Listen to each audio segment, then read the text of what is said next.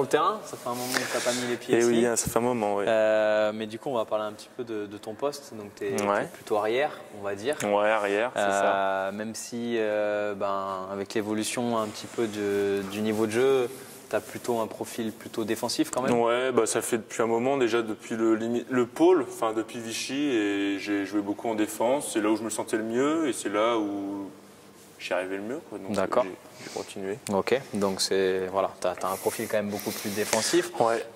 Pour toi, qu'est-ce qui fait la force d'un bon défenseur? Qu'est-ce qu'il faut avoir comme atout, comme force pour être un bon défenseur? Bah, je pense qu'il faut avoir. On parle de la vision de jeu pour les attaquants, mais il faut aussi l'avoir défensivement, savoir où sont les joueurs, quels joueurs on a. Il faut compter les joueurs, il faut se repérer sur le terrain, faut se repérer dans l'espace. Puis il faut communiquer avec ses coéquipiers pour fermer au mieux les espaces, quoi. D'accord. Et du coup, tu parles de communication. Je trouve que c'est important, surtout quand on parle de défense. Ouais. À mon sens, il y a au moins deux types de communication. Il y a celle avec le gardien, la relation Ouais, gardien-défenseur, plutôt la relation de contre, ce qu'on appelle.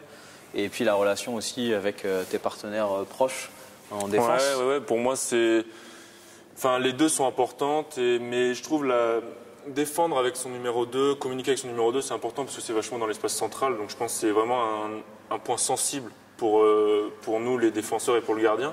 Et c'est vrai que la communication avec le gardien n'est pas négligeable non plus parce qu'on doit l'aider à ne pas que l'adversaire marque des buts. D'accord, ok. Et du coup, on va parler un petit peu de cet espace-là, numéro 3, numéro 2, avec notamment, par exemple, l'arrivée d'Achraf cette année, qui défend numéro 3. Ouais. Le parallèle est vite fait. Qu'est-ce qu'apportent un petit peu ces nouveaux joueurs, on va dire Flavio, Ivan, Johan, Achraf, les nouveaux joueurs qui sont arrivés avec une expérience un peu différente? C'est ça, s'ils nous apportent leur expérience, ils ont joué dans des grands clubs, Grenoble, N1, D2, Achraf, il joue avec l'équipe nationale, Flavio aussi, ils ont fait les mondiaux, Flavio non, mais Achraf oui. Donc c'est forcément de l'expérience qui va forcément nous apporter que des bonnes choses.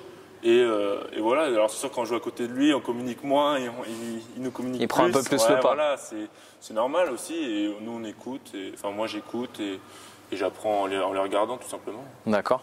Et du coup, est-ce que tu penses qu'ils sont bien intégrés? Est-ce qu'ils apportent vraiment une plus-value? Est-ce qu'ils remplacent l'effectif? Est-ce qu'ils complètent l'effectif?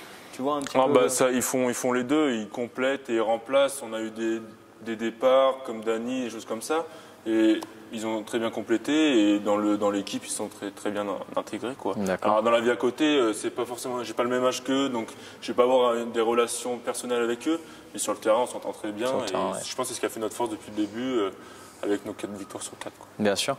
Et du coup, à contrario, si on prend les joueurs un peu plus emblématiques du club, les anciens, donc c'est vraiment, on parle d'anciens, Lucas et Jason, mais même Max et compagnie, finalement, qui ont un peu gravi. Oui, ils ont gravi les échelons et puis ils sont très bien adaptés au niveau. Maxime, en plus, qui connaissait ce niveau du fait qu'il était dans un bon club Valence. Et même Jason, ils ont du temps de jeu, ils s'adaptent très bien et je pense qu'on a réussi à fermer cet écart qu'il y avait entre les professionnels de haut niveau et nous qui arrivions du bas niveau, on va dire. Bien sûr. Et je pense que ça se complète très bien, quoi. Okay. Parce qu'on a l'esprit coéquipier qu'on leur fait passer, qu'ils ont déjà eu, mais qu'ils ont dans un niveau professionnel. Et alors que nous, on est vraiment une bande de potes. Et donc, ça fait très bien. Ça fait un bon mélange. Voilà, exactement.